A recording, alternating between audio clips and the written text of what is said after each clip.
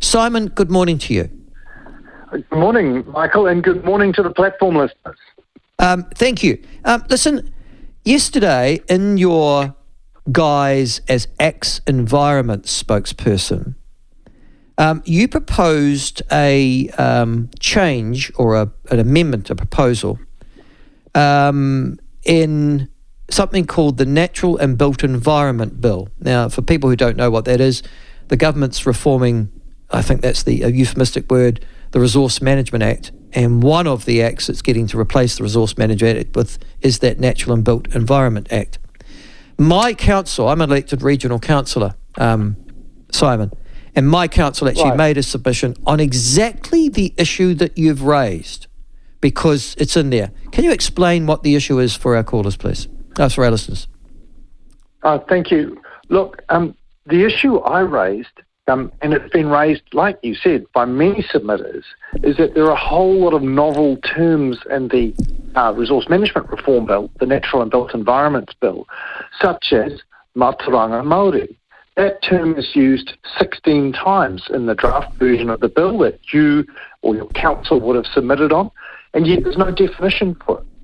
And what ACT says is, look, it's going to be challenging enough to reform our land use planning and environmental management rules without introducing novel terms, particularly those that are based on a cultural understanding as opposed to legal definitions around property rights. So I was simply asking the Environment Committee, through the chair and to officials, could you please give us some advice on, firstly, why is there no definition of Mātauranga Māori in the bill? And if you were to propose a definition, could you give us some idea of what that might be? Because if you look at what it could be defined as, Mātauranga from Te Reo Māori, meaning knowledge, it might be very helpful for decision makers to know that there are oral traditions, say a story about a tsunami that wiped out a village on the east coast at some time in centuries past, and we can correlate that against the geological record. Indigenous knowledge is helpful to modern decision makers. But they didn't want to include that definition.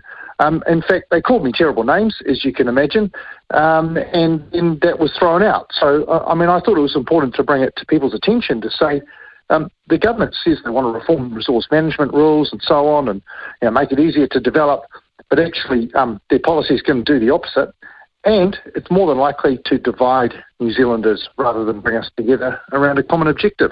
Well, the other thing is, not only do I not know what, and neither does my council, what Mātauranga Māori is, and we are ultimately, as a regional council, going to be required to implement this legislation. But we also don't know what Te Ao Māori means, which finds its way into that bill. Do you? Well, I put my hand up to learn a little bit of Te Reo Māori when I first became an MP, because I thought, crikey, they're using it everywhere.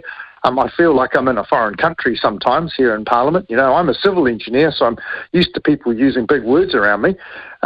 But I understand Te Ao Māori means the Maori world. That's what I understand. That's nice to know. But if we're asking decision makers, particularly regional councils or planning committees, looking at development proposals, you need to know what these things mean so you can make decisions about how people use their property and so on. But ACT would prefer that none of these terms are actually necessary when it comes to deciding how people use their property. And we've actually proposed an alternative to the Resource Management Act that says, look, how you use your property is up to you. You shouldn't have to ask for permission, and only the most complex and high-risk activities should even have to get consents. But that's a story for another day, Michael. But again, so applying for my consent to a resource council, to a regional council, or alternatively to a district or city council in New Zealand, after this legislation goes through, I am meant to have some sort of knowledge of Mātauranga Māori and Te Ao Māori, which clearly is going to be interpreted by someone else. I've got no idea what it means. The extraordinary thing that I heard yesterday in answer to you was that one of the reasons that they're not going to interpret these is because they mean different things in different areas, different iwi, Hami and Rohe, which is just areas or regions, have different interpretations of them. How stupid is that? Well, it certainly doesn't help to create this uncertainty with a new piece of legislation, close to 1,000 pages. It's still in draft form. I mean, the government's created a situation that will leave developers and councils open to never-ending legal challenges, because opponents to any development will simply exploit this uncertainty to offer decision makers their version of what these terms mean, and whether it's mataranga Māori, which, as I pointed out, if it just means knowledge handed down from people through oral tradition, it might be very helpful to decision makers when it comes to natural hazards, for example. But if we get on to other terms in the bill, like te oranga o te taio, which means the mana of or the health of the environment, I mean, that's described as the intrinsic connection between iwi and hapu in the natural environment, and there's all kinds of concepts in there which will be impossible for decision makers trying to work out, hey, we've got an application for a quarry on our desk. I think we need rock for construction and building roads, but people have objected because they say that, these people aren't upholding te oranga o te taio. What do I do with this? I mean, at that point, we might as well just shut up shop in New Zealand and the last person out turn off the lights. And what it tells you is that this government isn't really interested in promoting democracy. They don't really care that their bad ideas are undermining trust in government and institutions. What they appear to be trying to do, or at least one part of the current government, is a constitutional reform by stealth in the guise of kindness. We're being kind to one group in society, and we're going to make sure they're included in all decision making, but we're not going to tell you what that actually means. And actually, that's unacceptable.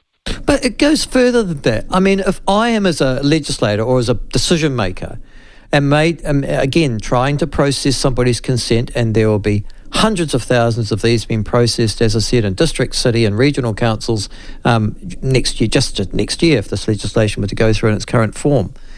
I'm also being told that how do I know what these things are if I'm going to consent to them, of Mātauranga Māori, of Te Ao Māori, a worldview? I mean, yesterday it was also pointed out, as I understand too, Simon, that many of these pieces of Te Ao Māori or Mātauranga Māori are handed down orally by word of mouth. They're never written down. Well, how am I meant to be able to argue against, and they evolve over time? That was the other thing.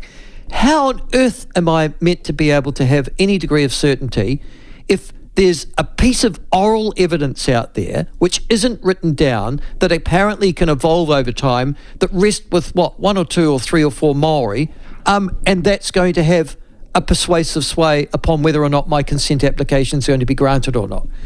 What sort of world is that? Well, Michael, I'm just having a bit of a chuckle here to myself, because I remember asking a similar question of officials only a few weeks ago and getting into a philosophical discussion about things that they weren't really prepared to engage with.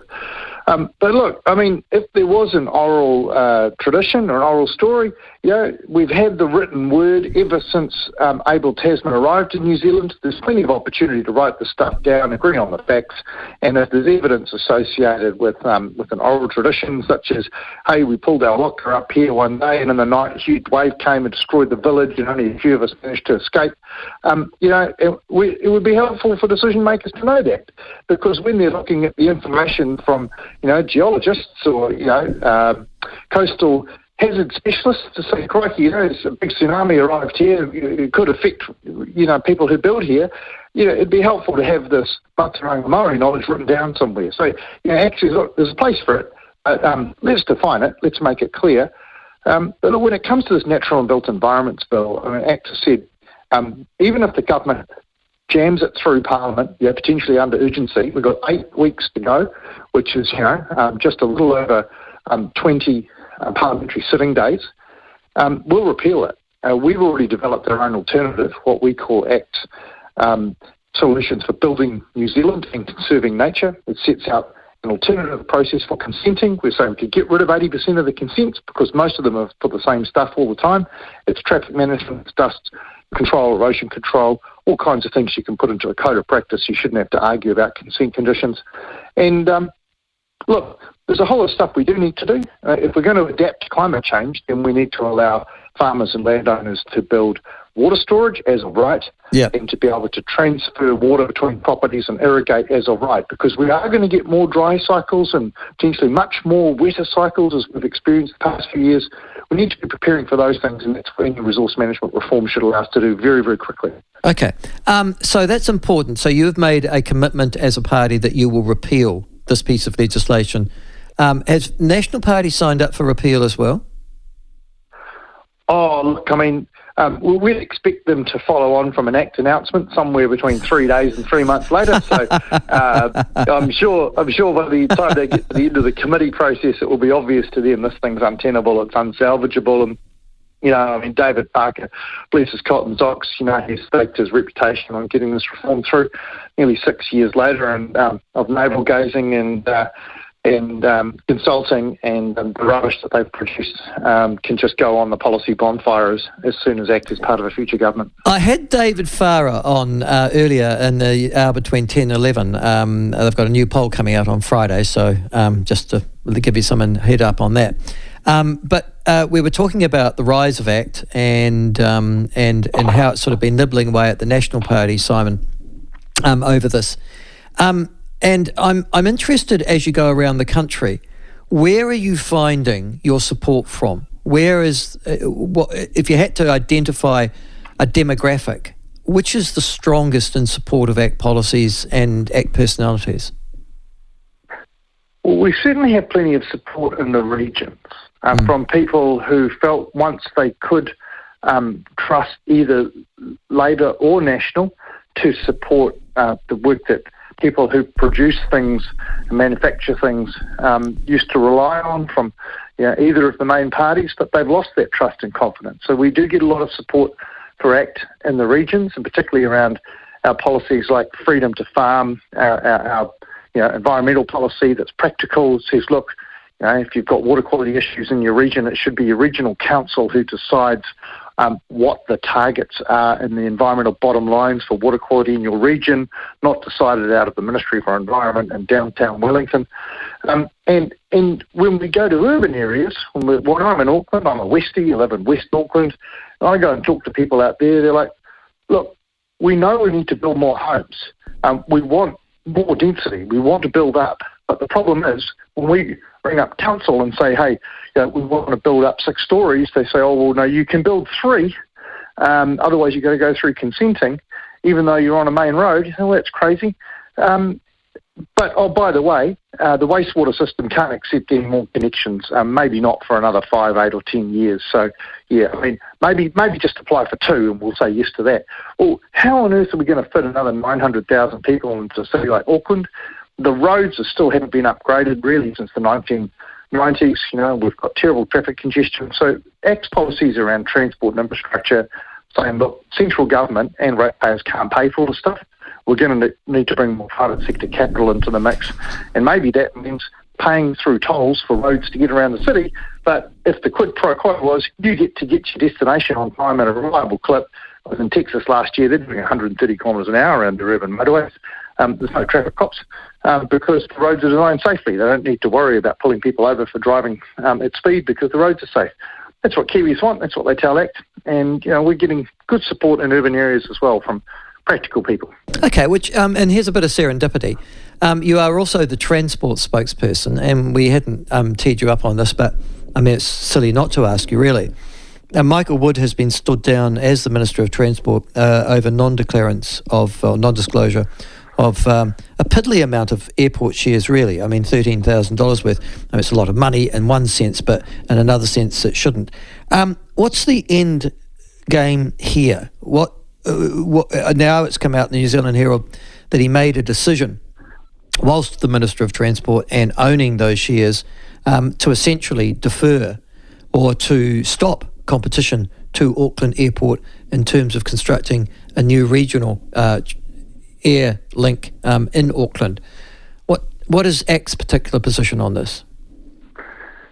Well, I think it goes to the heart of the problem with the Labor government.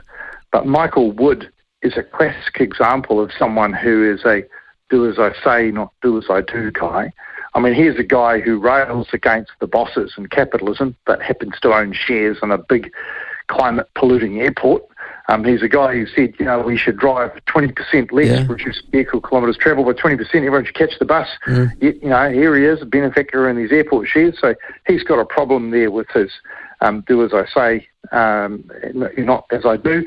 But then it comes down to this question of judgment. I mean, imagine you're sitting as a decision maker on an application for an airport to become an airport authority so that they can develop their capacity to offer regional air services out of North Auckland.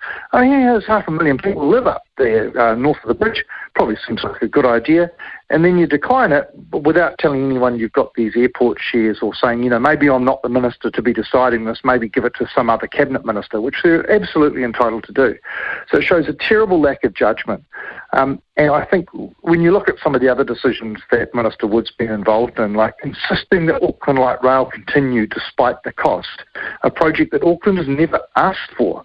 And actually, if you asked Aucklanders what they want, they say, we want a massive rapid mass transit system around Auckland, probably the same things that people in the Wellington region do. We want our existing networks upgraded to deal with all the population growth and upgrade them to a modern standard.